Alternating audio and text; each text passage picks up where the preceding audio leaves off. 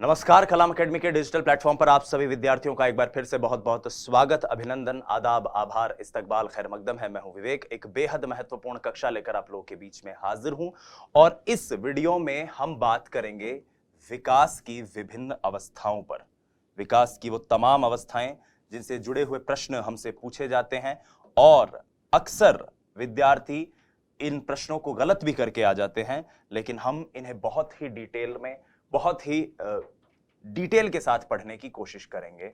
बात करते हैं विकास की अवस्थाओं की।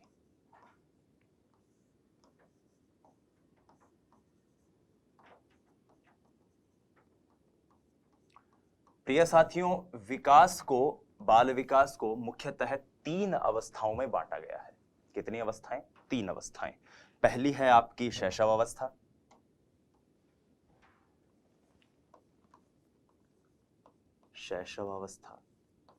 जिसको हम इन्फेंसी भी कहते हैं। उसके बाद आती है बाल्यावस्था,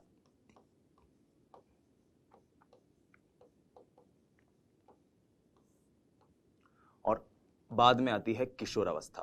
तीसरी अवस्था है किशोरावस्था। ये 3 अवस्थाएं हैं जिनको हम इसमें जानने की, समझने की कोशिश करते हैं। आइए, लेकिन अक्सर परीक्षा में क्या होता है, बाल्यावस्था की जगह पूर्व बाल्यावस्था और उत्तर बाल्यावस्था हमारे सामने आती है। तो ऐसे में सवाल ये उठता है कि साहब, ये पूर्व बाल्यावस्था, उत्तर बाल्यावस्था क्या है? आइए जानने की कोशिश करते हैं। जब हम परीक्षा की तैयारी कर रहे हैं, खासतौर पर रीट के दृष्टिकोण में बात कर रहे हैं, तब हम 4 अवस्थाओं को समझने की कोशिश करते हैं, जिनमें एक है शैशवावस्था,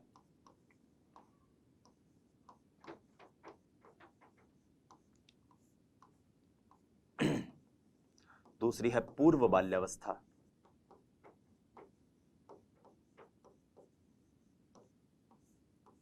तीसरी है उत्तर बाल्यावस्था, लेटर चाइल्डहुड,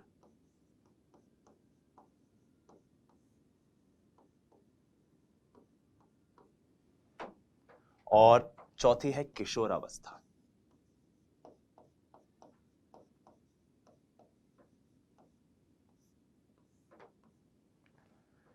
शैशवावस्था चलती है जन्म से 2 वर्ष तक। 2 से 6 वर्ष तक रहती है आपकी पूर्व बाल्यावस्था। 6 से 12 वर्ष तक होती है उत्तर बाल्यावस्था और 12 से 18 वर्ष तक चलती है आपकी किशोरावस्था।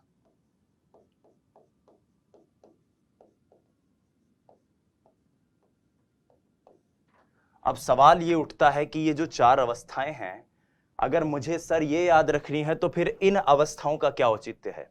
क्योंकि कई बार परीक्षा में वो शैशवावस्था, बाल्यावस्था, किशोरावस्था के प्रश्न भी दे देता है।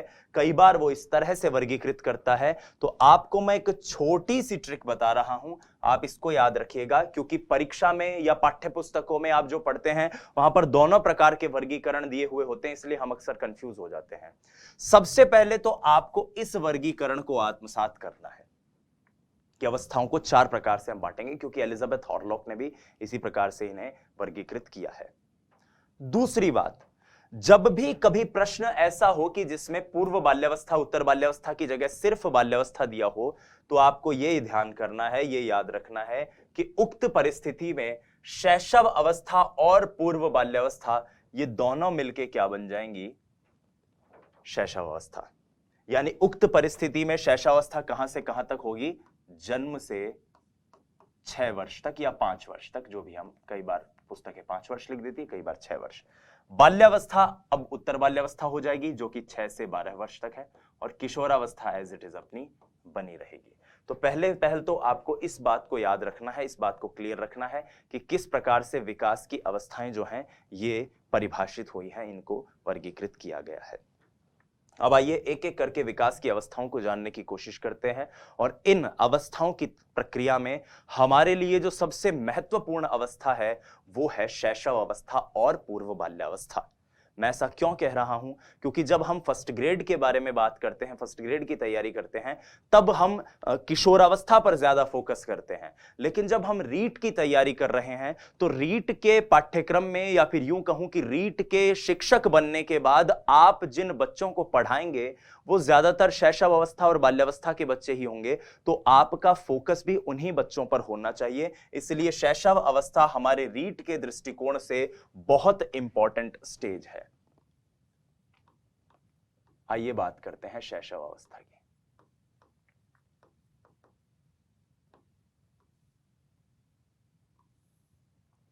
शैशव अवस्था, जिसको हम कहते हैं इन्फेंसी, लैटिन भाषा का एक शब्द है, वहां से इन्फेंट आया, इन्फेंट से इन्फेंसी हुआ। इन्फेंट का मतलब होता है वो जो बोल ना सके, लैटिन भाषा में वो जो बोल ना सके। और आप देखते हैं कि एक बच्चा अमूमन इसी अवस्था में बोलना सीखता है, इसलिए इसको आपको जानना सबसे ज्यादा जरूरी है। ये जन्म से 2 वर्ष तक होती है। हालांकि हरलॉक ने कहा था कि 14 दिन तक यानी 2 सप्ताह तक इन्फेंसी रहती है, 2 सप्ताह तक इन्फेंसी होगी, यह श्रीमती एलिजाबेथ हरलॉक का मानना है।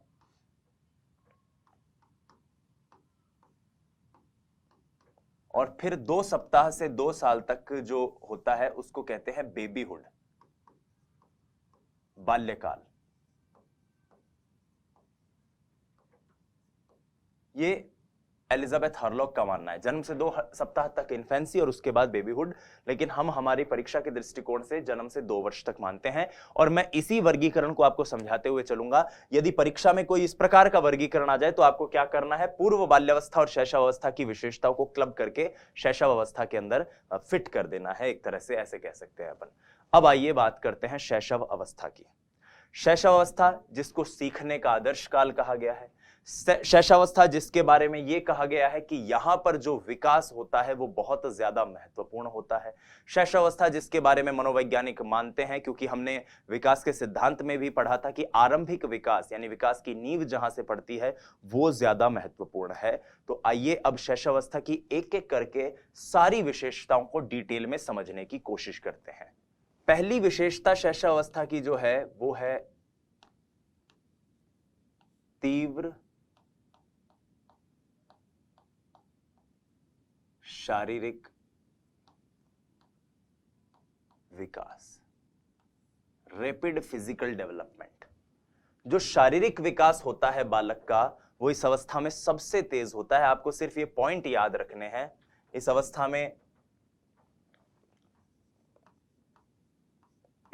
में विकास तीव्र गति से होता है, तीव्र गति से होता है। तो शारीरिक विकास क्लियर। दूसरा इस अवस्था के बारे में जो हम पढ़ते हैं वो ये है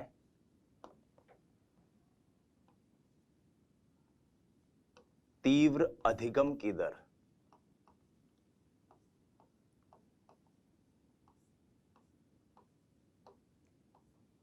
शैशव अवस्था ही वो समय है जिसमें बालक सब कुछ सीखता है, वो बोलना सीखता है, वो शब्दों को सीखता है, वो बहुत सारी चीजों को जानना पहचानना सीखता है। इसीलिए इस अवस्था में सीखने की जो दर होती है, इस अवस्था में सीखने की दर तीव्र होती है। इस अवस्था में सीखने की दर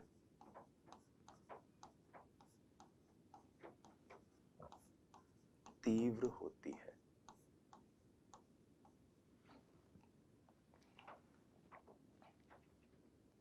फिर एक खास बात जो आपको याद रखनी है शैशवावस्था के बारे में, कि इस अवस्था में बालक दूसरों पर निर्भर होता है, तो इसको इसीलिए पर निर्भरता की अवस्था कहते हैं।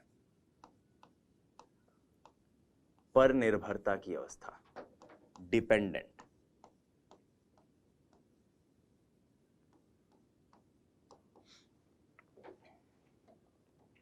क्योंकि बालक अपनी सभी दैनिक जरूरतों के लिए, चाहे वो भोजन हो, चाहे नित्य क्रम हो, सबके लिए अपने माता पिता पर और इन पर निर्भर रहता है। तो इसमें बालक, इस अवस्था में बालक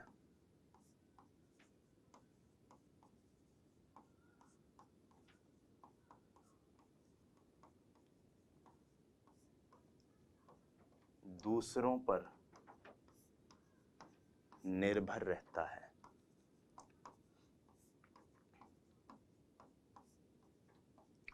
और दूसरों पर वो निर्भर क्यों रहता है? क्योंकि वो शारीरिक मानसिक रूप से इस अवस्था में अपरिपक्व होता है, इसीलिए इसे अपरिपक्वता की अवस्था भी कहते हैं। अपरिपक्वता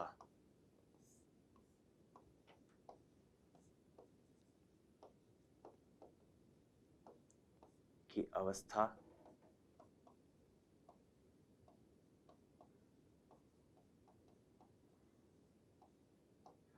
इमेच्योरिटी। शारीरिक मानसिक रूप से परिपक्व नहीं होता, यानी शारीरिक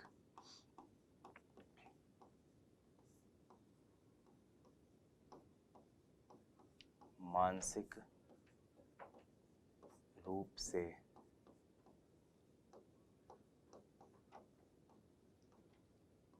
अपरिपक्व। ठीक है, चौथा पॉइंट भी क्लियर।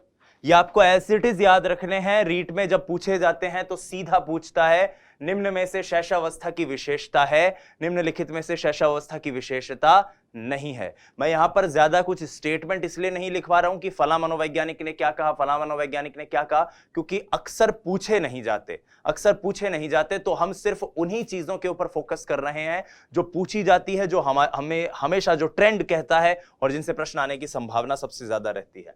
अब यहां पर दो विशेषताएं और समझते हैं जो बड़ी महत्वपूर्ण है, जिनमें विद्यार्थी अक्सर कंफ्यूजन में रहते हैं, और वो है सामाजिकता के अभाव की अवस्था।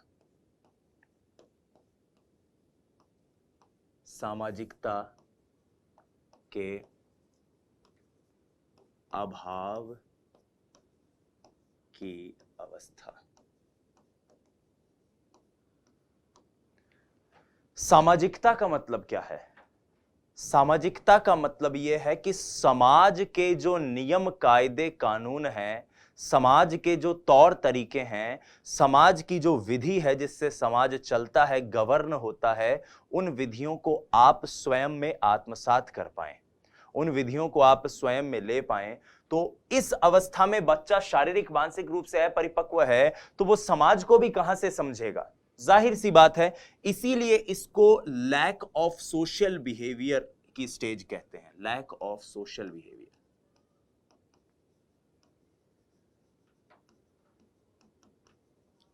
ये बहुत इंपॉर्टेंट स्टेज है क्योंकि यहां पर कंफ्यूजन रहता है, और वो क्या कंफ्यूजन रहता है वो अब जानते हैं। अगर मैं इसे सामाजिकता के अभाव की अवस्था कह रहा हूं तो क्या मैं इसे असामाजिकता की अवस्था कह सकता हूं? क्या मैं कह सकता हूं कि यह अवस्था असामाजिकता की अवस्था है? तो उत्तर होगा नहीं।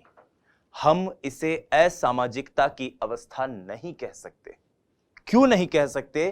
क्योंकि सामाजिक व्यक्ति वो होता है जो कि ये जानता है कि क्या समाज के नियम कायदे हैं, क्या समाज के तौर तरीके हैं, और उनको मानता है। लेकिन असामाजिक व्यक्ति वो होता है जो जानता तो है लेकिन मानता नहीं है। आपने अक्सर अखबारों में पढ़ा होगा कि कॉलेज से आती हुई युवतियों को मनचलों ने छेड़ा, और सड़कों पर असामाजिक तत्वों की बढ़ोतरी। अब असामाजिक का मतलब क्या है? कि वो व्यक्ति, वो लड़का जानता है कि मैं जो काम कर रहा हूं वो गलत है, मेरे घर में भी मेरी सिस्टर्स हैं, मेरी बहनें हैं, मेरी एक जिम्मेदारी है एक अच्छे नागरिक होने के कारण, मगर फिर भी वो फूहड़ हरकतें कर रहा है, इसलिए उसको असामाजिक कहेंगे। लेकिन बच्चा तो जानता ही नहीं है कि सामाजिकता होती क्या है, इसलिए इस अवस्था को असामाजिक नहीं गैर सामाजिक कहते हैं। ध्यान से सुनिएगा, ये असामाजिक नहीं होती, असामाजिक नहीं कहेंगे आप उसे कहेंगे गैर सामाजिक।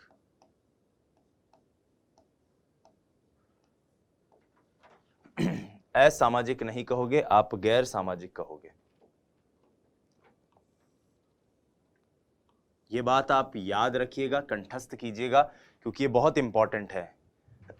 असामाजिक नहीं, गैर सामाजिक। ठीक है।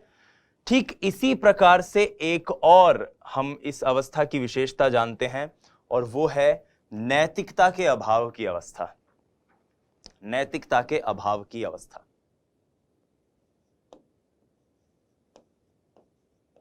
नैतिकता के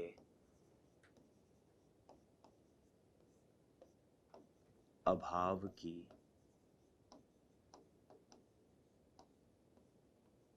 अवस्था। नैतिकता के अभाव की अवस्था, तो यहां पर इसको भी लैक ऑफ मोरालिटी कहेंगे।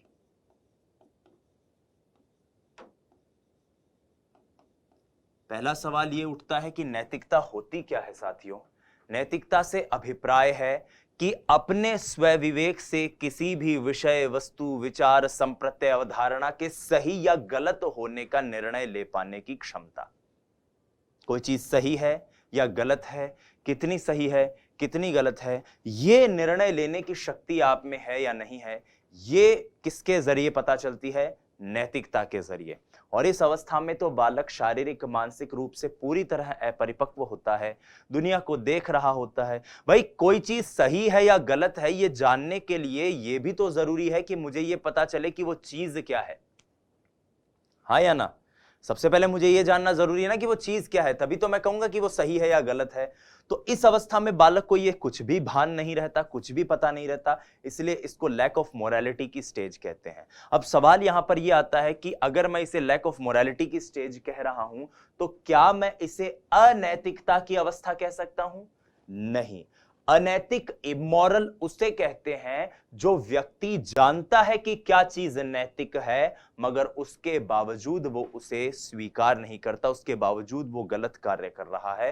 तो यहां पर एक और चीज याद रखिएगा कि ये अनैतिक नहीं है, बच्चा अनैतिक नहीं होता, इमोरल नहीं होता, और क्या होता है? एमोरल होता है। एमोरल मतलब वो जिसे पता ही नहीं है मोरालिटी क्या है। भाई आप अगर शेर के पिंजरे में चले जाएं और फिर बोलें शेर ने मुझे मार दिया, तो शेर को थोड़ी पता है कि आप रीट की तैयारी कर रहे हो, आपके ऊपर बहुत सारी जिम्मेदारी है, उसको तो सिर्फ अपने भोजन से मतलब है। तो इस प्रकार से एक व्यक्ति में इस वक्त फ्री विल होती है। फ्री विल इसी कॉन्सेप्ट को कहा जाता है। फ्री विल का मतलब कि आप अपने मन की कर रहे हो, आपको ये नहीं पता कि क्या सही है क्या गलत है, सामाजिक रूप से, नैतिक रूप से क्या सही है क्या गलत है। तो ये 6 पॉइंट आपको पूरी तरह से याद रखने हैं, समझने हैं, कंठस्थ रखने हैं। आइए आगे बढ़ते हैं और अगले पॉइंट पे बात करते हैं।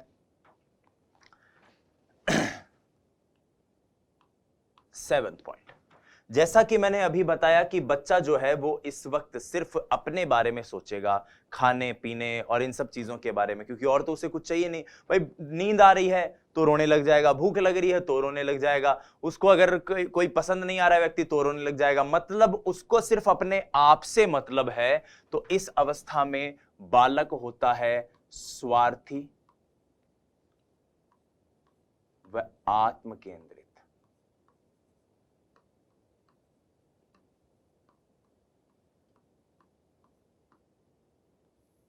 स्वार्थी होता है बच्चा, और क्या होता है? आत्म केंद्रित, सेल्फिश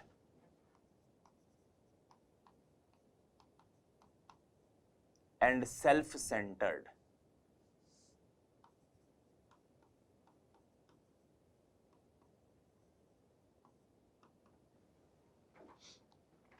बच्चा सिर्फ अपने बारे में सोचता है, बालक सिर्फ अपने बारे में सोचता है।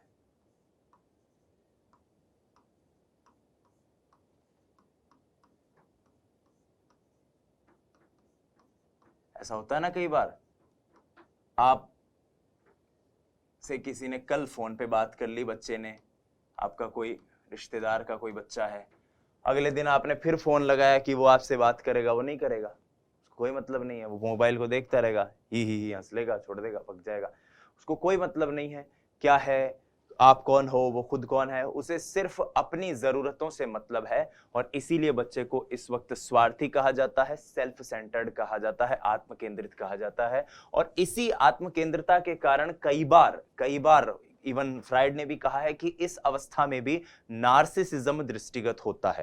नार्सिसिज्म मतलब स्वमोह, अपने आप से मोह करना। सेकंड ग्रेड ने यह क्वेश्चन पूछ भी रखा है कि नार्सिसिज्म कौन सी अवस्था में दृष्टिगत होता है, और उस प्रश्न का उत्तर शैशव अवस्था ही माना गया था। ठीक है, तो इसलिए स्वार्थी व आत्मकेंद्रित इस प्रकार से आप कह सकते हो। आइए अगले पॉइंट पर चलते हैं। इस अवस्था में बालक का जो व्यवहार होता है वो मूल प्रवृत्त्यात्मक होता है। मूल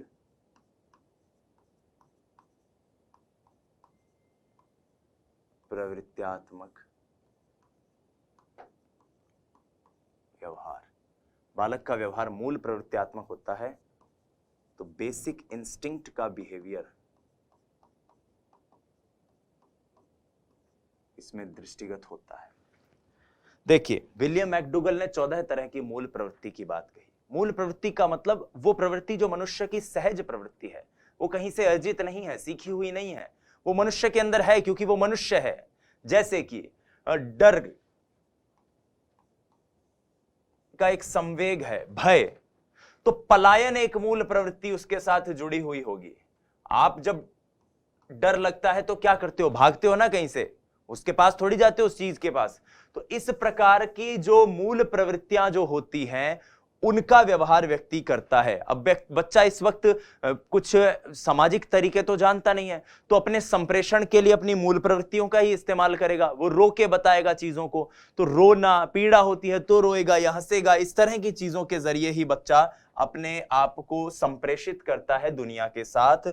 तो बालक के व्यवहार में मूल प्रवृत्ति दृष्टिगत होती है। व्यवहार में मूल प्रवृत्ति दृष्टिगत होती है। दृष्टिगत होती है।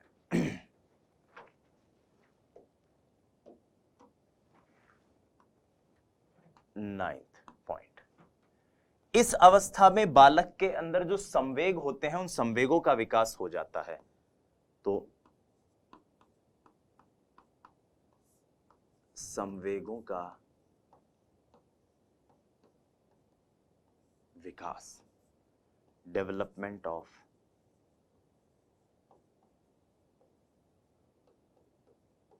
Emotions, development of emotions. क्या होते हैं डेवलपमेंट ऑफ इमोशंस को समझने की कोशिश करते हैं। देखिए, मनोवैज्ञानिक मानते हैं कि जन्म के समय बालक में सिर्फ उत्तेजना मौजूद होती है। क्या मौजूद होती है? उत्तेजना। और फिर धीरे धीरे जैसे 3 महीने बाद आनंद और कष्ट आते हैं, 6 महीने बाद कष्ट से भय, क्रोध और घृणा का जन्म होता है। इस प्रकार से सभी इमोशंस 2 साल की अवधि में डेवलप होते हैं। इसीलिए इस अवस्था में या इन वर्षों में, कुछ भी कह सकते हो, इस अवस्था में संवेगों का विकास हो जाता है। संवेगों का विकास हो जाता है।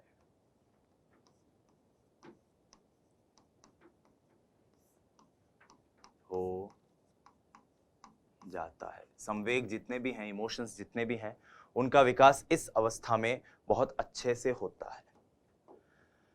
फ्रायड भाई साहब का एक कथन है जो बड़ा इंपॉर्टेंट है। फ्रायड भाई साहब कहते हैं कि बालक जो होता है, शिशु जो होता है, इन्फेंट जो होता है, उस इन्फेंट में काम वासना की तीव्रता देखी गई है।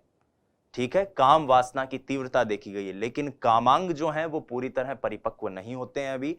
लेकिन उसके बावजूद आप इस बात को याद रखिएगा कि काम प्रवृत्ति की तीव्रता, सेक्सुअल इंस्टिंक्ट जो है, सेक्सुअल बिहेवियर जो है किसी बच्चे का, वो इस वक्त सबसे ज्यादा तीव्र होता है। तो तीव्र काम प्रवृत्ति, रैपिड सेक्सुअल इंस्टिंक्ट,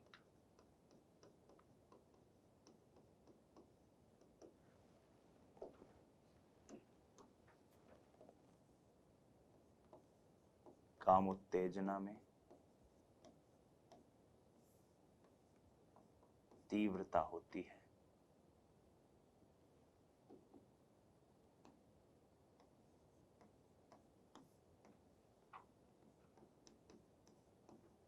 दृष्टिगत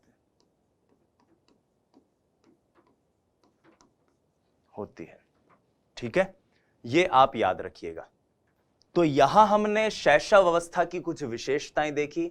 अब आइए शैशव अवस्था से संबंधित एक रीट का सवाल कर लेते हैं, ताकि हमें चीजें क्लियर हो जाएं कि हम जिस चीज को पढ़ रहे हैं वो कितना बेहतर है। देखिए, ये रीट में आया हुआ प्रश्न है। मैं इस प्रश्न के आपको समय भी बता दूं, लेवल 2 2015 में ये क्वेश्चन आया था। L2 2015 में ये क्वेश्चन आया था। अब ये क्या क्वेश्चन था, देखो, शैशव अवस्था की विशेषता नहीं है शारीरिक विकास की तीव्रता। ध्यान से देखिए, शारीरिक विकास की तीव्रता हमने देखा था, चाहे शारीरिक विकास हो, चाहे मानसिक विकास हो, संवेगात्मक विकास हो, सभी विकास इस अवस्था में तीव्रता से होते हैं। तो ये बात तो सही है। दूसरों पर निर्भरता, बालक दूसरों पर अपने सभी नैतिक कार्यों के लिए निर्भर होता है। नैतिकता का होना यह गलत है, क्योंकि नैतिकता तो 4-5 साल के आसपास विकसित होती है, यानी पूर्णतः तो खैर आगे विकसित होती है, लेकिन 4-5 साल के आसपास नैतिकता देखने को मिलती है बच्चे में। इस अवस्था में तो बच्चा ना तो नैतिक होता है, ना ही अनैतिक होता है, उसमें नैतिकता का या अनैतिकता का अभाव होता है, और मानसिक विकास में तीव्रता होती है। तो ये सारी चीजें तो, तीनों स्टेटमेंट तो सही है, लेकिन हमें पूछा है कौन सी विशेषता नहीं है, इसलिए हमारा आंसर हो जाएगा ऑप्शन सी। ठीक है, शैशवावस्था की विशेषता को जानने के बाद आइए अब बात करते हैं पूर्व बाल्यावस्था की। पूर्व बाल्यावस्था, पूर्व बाल्यावस्था जो कि होती है 2 से 6 वर्ष तक। पूर्व बाल्यावस्था जिसको हम कहते हैं प्री चाइल्डहुड।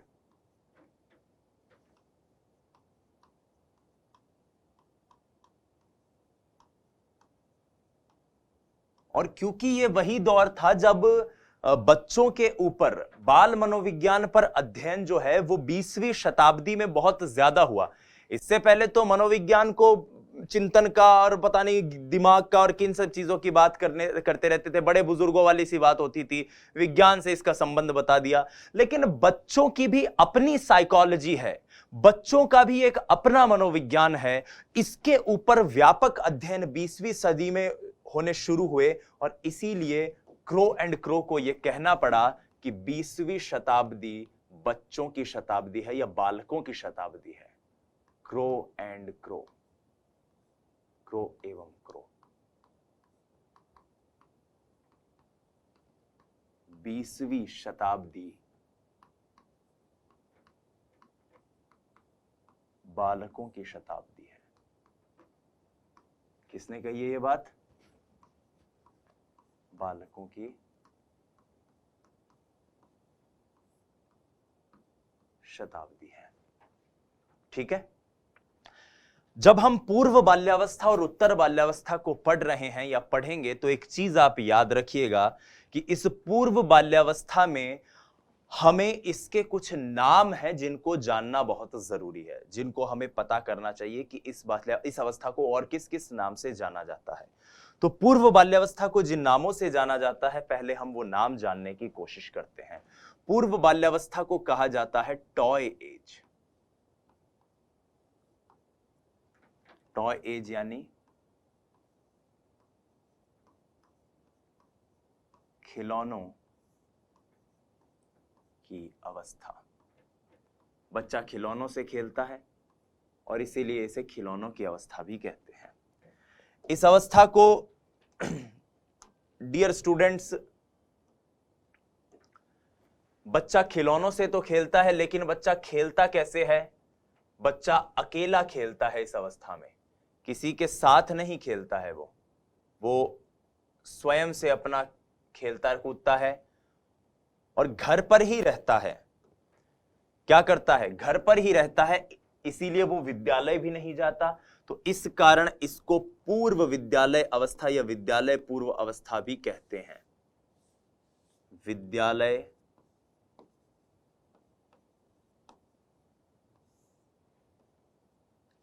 पूर्व अवस्था।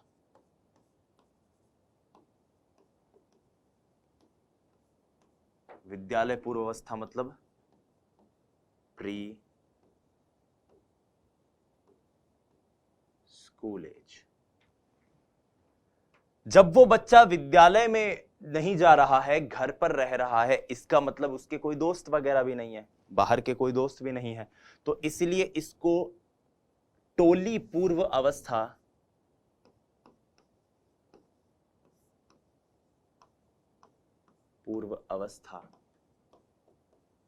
या समूह पूर्व अवस्था या प्राक टोली अवस्था भी कहते हैं, जिसका अंग्रेजी में मतलब होता है प्री गैंग एज। गैंग जो अपने होती है ना बंबई वगैरह में, गैंगस्टर्स वाली गैंग, वो वाली गैंग है ये, प्री गैंग एज। अब बच्चा जब इस वक्त कहीं जा नहीं रहा है, घर पर ही रह रहा है, यानी कि ऐसा मानते हैं कि अध्यापकों के लिए यह तैयारी की अवस्था है। ठीक है, अध्यापकों के लिए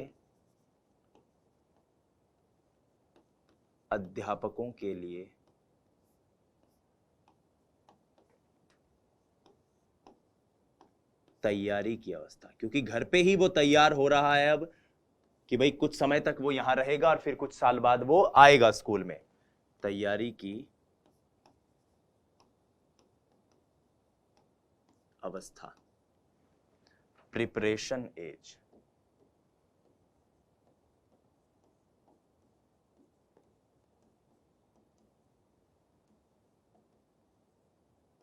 ठीक है, लेकिन माता पिता के लिए इस वक्त बच्चा कुछ और नहीं बल्कि एक बड़ी समस्या होता है। मम्मी पीछे पीछे भाग रही होती है, कह रहे बेटा रोटी खा ले, रोटी खा ले, छोरा आगे आगे भाग रहा होता है, माँ की सुनता नहीं है, कहा बात नहीं मानता, इधर उधर भागता है, जिद बहुत करता है।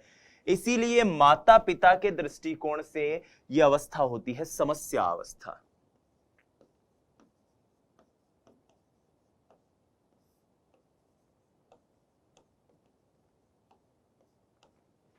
समस्या अवस्था, प्रॉब्लमैटिक एज या प्रॉब्लम एज।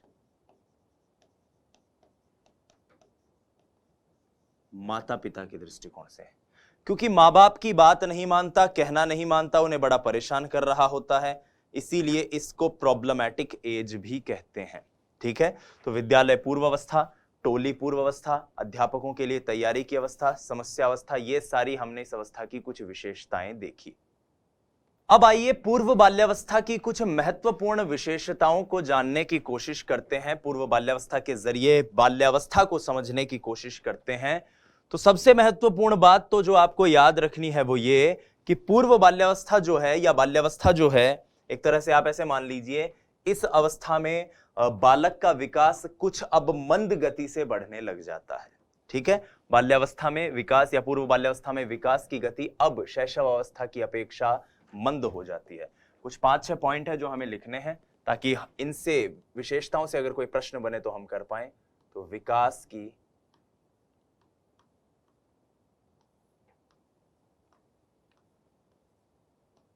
मंद गति, बालक नई नई चीजें सीख रहा है, इसलिए इस अवस्था को कौशल प्राप्त करने की अवधि भी कहते हैं। कौशल प्राप्त करने की अवधि। ठीक है, इस अवस्था में बालक जिज्ञासु बहुत होता है, कब, क्यों, कैसे, क्या, ऐसे प्रश्न पूछता रहता है। मम्मी ये क्यों हुआ, मम्मी वो क्यों हुआ, ये क्या होता है, वो क्या होता है, क्योंकि ऐसे ही वो अपने ज्ञान का निर्माण कर रहा होता है। तो इसीलिए इस अवस्था को कई मनोवैज्ञानिक तो प्रश्न पूछने की अवस्था कहते हैं। पूछने की अवस्था,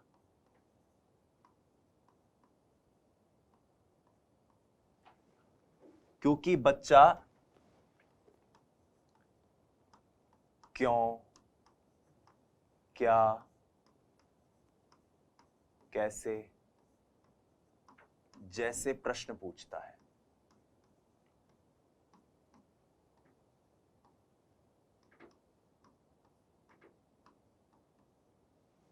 ठीक है, और इसी कारण प्रश्न पूछने के कारण जो प्रवृत्ति होती है प्रश्न पूछने के पीछे उसकी, वो होती है जिज्ञासु प्रवृत्ति। तो जिज्ञासु प्रवृत्ति, क्यूरियोसिटी इन बिहेवियर।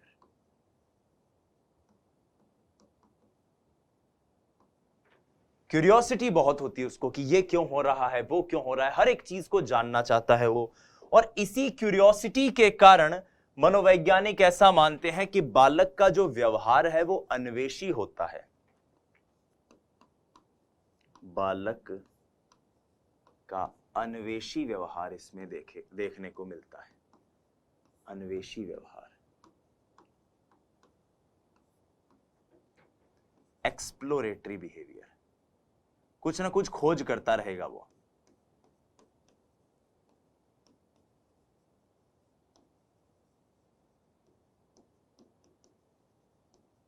कुछ ना कुछ खोज करता रहेगा, ये तोड़ दिया, वो मच दिया, ये कर दिया, वो कर दिया, तो कुछ ना कुछ एक्सप्लोर करता रहेगा। इसलिए बालक का व्यवहार इस अवस्था में कैसा दिखाई देता है? अन्वेषी व्यवहार दिखाई देता है। एक और प्रवृत्ति जो इस वक्त इस अवस्था में देखने को मिलती है वो ऐसा है कि इस वक्त बच्चा खिलौनों से तो खेलता है, हमने इस अवस्था का नाम ही पढ़ा है खिलौनों से खेलने की अवस्था, लेकिन इस अवस्था में यह देखा गया है कि बालक खिलौनों से भले ही खेले मगर अपने खिलौनों को ना तो किसी को देता है, और दूसरी चीज खुद भी एक खिलौने से ज्यादा देर तक नहीं खेलता। ठीक है, तो एक खिलौने से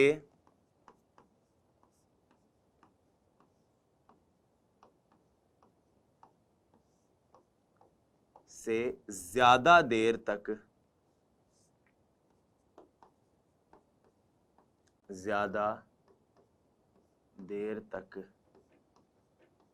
नहीं खेल पाता। एक खिलौने से ज्यादा देर तक नहीं खेलता वो। ठीक है, खिलौना मिल गया लेकिन खेलेगा, जिद कर लेगा तो खेलेगा, लेकिन थोड़ी देर बाद भूल जाएगा। अक्सर आपने एक ऐसी घटना देखी होगी कि दो महिलाएं अगर कभी मेले में जा रही हैं तो एक बच्चा जिद कर लेता है, मन तो गाड़ी दी रहा, मन तो ट्रेन दी रहा, मन तो बंदूक दी रहा। तो पड़ोस वाली महिला कहती है कि बेटा भाभी जी इस बच्चे को दिला दो, जिद कर रहा है। तो माँ कहती है कि भाभी जी आप जानती नहीं हो, अभी तो ये चिल्ला के इसको ले जाएगा, घर पे जाके 5 मिनट खेलेगा और फिर इधर उधर कर देगा उसको। तो क्योंकि बच्चा एक खिलौने से ज्यादा देर तक नहीं खेलता, यह भी इस अवस्था की विशेषता है। ब्रूनर और हेरोन ने इसके ऊपर बकायदा एक परीक्षण किया था और उसके जरिए इस बात का पता लगाया था। इस अवस्था में बच्चा जो है उसकी कल्पना शक्ति में बड़ी बाहुलता देखने को मिलती है। तो कल्पना की बहुलता, बहुत ज्यादा कल्पनात्मक होता है। परियों की कहानी सुनेगा, राजा की कहानी सुनेगा, तलवार, स्पाइडरमैन, और वो खेल भी ऐसे ही खेलता है जिनमें नाटक करने की प्रवृत्ति हो, अनुकरण करने की प्रवृत्ति हो। उससे बच्चों से अपन ये तो कहते हैं कि बता दादी कैसे चलती है, तो ऐसे ऐसे ऐसे करके चल के दिखाएगा। उससे कहते हैं कि बता दादू जी खांसी कैसे लेते हैं, तो ऐसे करके खांसी लेके दिखाएगा।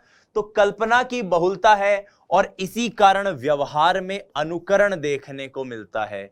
अनुकरण मतलब किसी चीज की नकल करना, तो अनुकरण द्वारा सीखना भी इसके अंतर्गत एक प्रवृत्ति आ जाती है। अनुकरण द्वारा सीखना, इमिटेशन। मगर बच्चा मां बाप का कहना नहीं मानता, इस अवस्था में बड़ा जिद्दी हो जाता है, झक्की बेकहा परेशान करने वाला। समस्या अवस्था अपन ने बोल भी दिया है इसको। तो यह बच्चा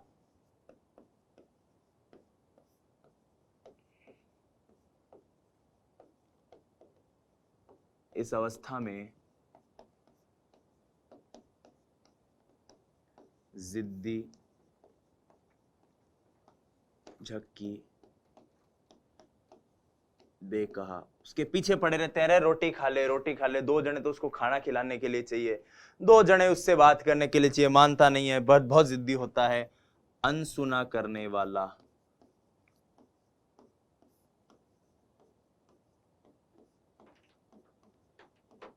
ये बालक की इस अवस्था में सबसे ज्यादा कुछ विशेषताएं देखने को मिलती हैं। तो यहां पर हमने विकास में बाल्यावस्था, पूर्व बाल्यावस्था की कुछ विशेषताएं देखी। मंदगति, कौशल प्राप्त करने की अवधि, प्रश्न पूछने की अवस्था, जिज्ञासु प्रवृत्ति, बालक का अन्वेषी व्यवहार, एक खिलौने से ज्यादा देर तक नहीं खेल पाता, अकेला भी खेलता है, ये भी मैंने आपको बताया था, ठीक है, अकेला खेलता है।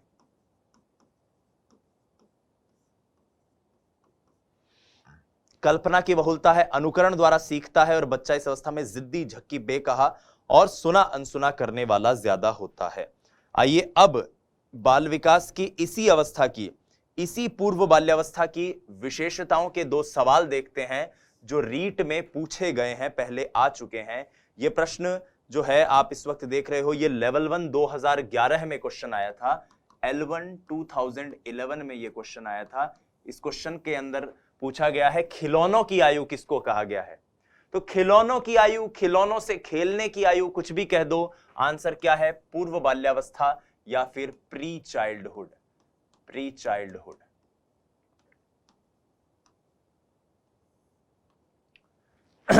आगे बढ़ते हैं। यह बहुत इंपॉर्टेंट क्वेश्चन है, निम्न में से कौन सी पूर्व बाल्यावस्था की विशेषता नहीं है। यह क्वेश्चन जो है प्यारे विद्यार्थियों, यह आया हुआ है लेवल 1 2011 में, यह भी L1 2011 के अंदर आया हुआ क्वेश्चन है। और इस क्वेश्चन को बहुत डाइसी क्वेश्चन कहा जाता है। क्यों कहा जाता है, ध्यान से सुनना, ध्यान से सुनना। यह क्वेश्चन एज इट इज आया था, दल में समूह में रहने की अवस्था, अनुकरण करने की अवस्था, प्रश्न करने की अवस्था और खेलने की अवस्था। इस प्रश्न का उत्तर बोर्ड ने माना था ऑप्शन डी। आप कहोगे कि साहब दल में भी तो बच्चा नहीं रहता, तो आंसर ऑप्शन ए भी होना चाहिए। इसका आंसर ऑप्शन ए इसलिए नहीं माना विद्यार्थियों, क्योंकि इस प्रश्न का जो इंग्लिश ट्रांसलेशन था उसमें ऑप्शन ए में प्री चाइल्डहुड ही लिखा, प्री गैंग एज ही लिखा हुआ था, प्री गैंग एज ही लिखा हुआ था। प्री गैंग एज का मतलब वो अवस्था जब बच्चा दल में नहीं रहता। लेकिन हिंदी ट्रांसलेशन जब हुआ तो उसमें टाइपिंग एरर हो गया, मिसप्रिंट हो गया। बावजूद इसके बोर्ड ने इस क्वेश्चन को डिलीट नहीं किया और आंसर डी ही सही माना, क्योंकि खेलने की अवस्था उत्तर बाल्यावस्था होती है और पूर्व बाल्यावस्था जो है वो खिलौनों से खेलने की अवस्था होती है। आप चाहें तो आधिकारिक रूप से चेक कर सकते हैं पेपर्स को, पेपर्स में प्रिंट आपको दिख जाएगा। और इसी मिसप्रिंट के कारण उन्होंने हिंदी वाले को सही नहीं माना, अंग्रेजी वाले को सही माना और प्री गैंगेज ये आंसर नहीं हुआ। दरअसल ये होना था दल समूह में नहीं रहने की अवस्था, दल समूह में नहीं रहने की अवस्था, लेकिन वो टाइपिंग एरर हो गया, मिसप्रिंट आ गया। मैं ये बात आपको आज इसलिए बता रहा हूं क्योंकि अक्सर मेरे विद्यार्थी, खासतौर पर वो जो हिंदी माध्यम से हैं, वो ये कहते हैं कि सर हमें तो ये समझ में नहीं आती, हम तो इंग्लिश में नहीं पढ़ेंगे, हिंदी में पढ़ेंगे। मेरे दोस्तों, अगर आप इन वीडियो लेक्चर्स के साथ अगर बहुत ही संगत तरीके से, व्यवस्थित तरीके से पढ़ाई करते हैं तो मैं आपको पूरा विश्वास दिलाता हूं कि हम अंग्रेजी और हिंदी दोनों भाषा के महत्वपूर्ण संप्रत्यों को साथ में डिस्कस करते हुए चलेंगे। बहरहाल इस वीडियो में सिर्फ शैशवावस्था और पूर्व बाल्यावस्था की विशेषताएं हैं। अगली वीडियो जो आपको मिलेगी उसमें उत्तर बाल्यावस्था और किशोरावस्था की विशेषताएं आपको मिलेगी। एक बार हमने अब तक जो पढ़ा है उसका रिवीजन कर लेते हैं। विकास की अवस्थाओं में सबसे पहले हमने जाना शैशवावस्था जन्म से 2 वर्ष, पूर्व बाल्यावस्था 2 से 6 वर्ष, उत्तर बाल्यावस्था 6 से 12 और किशोरावस्था 12 से 18। शैशवावस्था जिसको तीव्र शारीरिक विकास की अवस्था कहते हैं, सीखने की तीव्रता जिसमें होती है, पर निर्भरता, अपरिपक्वता, सामाजिकता का अभाव और नैतिकता का अभाव होता है। इस अवस्था में बालक स्वार्थी व आत्मकेंद्रित होता है, मूल प्रवृत्त्यात्मक उसका व्यवहार होता है, संवेगों का विकास इस अवस्था में हो जाता है और काम प्रवृत्ति की तीव्रता भी होती है। इसको लेकर रीट लेवल 2 2015 का एक क्वेश्चन हमने देखा जिसमें आंसर था कि शैशवावस्था की विशेषता नहीं है, उत्तर है नैतिकता का होना। वहीं हमने पूर्व बाल्यावस्था को जाना जिसको प्री चाइल्डहुड कहते हैं, जिसको टॉय एज कहा जाता है, विद्यालय पूर्व अवस्था कहते हैं, टोली पूर्व अवस्था कहते हैं, अध्यापकों के लिए तैयारी की अवस्था कहते हैं और माता पिता के लिए इसको समस्या अवस्था भी कहते हैं। माता पिता के लिए, क्योंकि परेशान करता है मां बाप को टाबर, ठीक है। इसकी कुछ विशेषताएं देखी। विकास अब मंद गति से होना शुरू हो जाएगा। कौशल प्राप्त करने की अवधि है। प्रश्न पूछने की अवस्था है। जिज्ञासु प्रवृत्ति है। बालक का व्यवहार इस अवस्था में अन्वेषी हो जाता है। एक खिलौने से ज्यादा देर तक नहीं खेल पाता, अकेला खेलता है। कल्पना की बहुलता होती है। अनुकरण द्वारा सीखता है और बच्चा इस अवस्था में जिद्दी, झक्की, बेकहा, अनसुना करने वाला होता है। बहुत बहुत धन्यवाद। जय हिंद, वंदे मातरम। स्वस्थ रहिए, मस्त रहिए, अपनी तैयारी में व्यस्त रहिए। नमस्कार।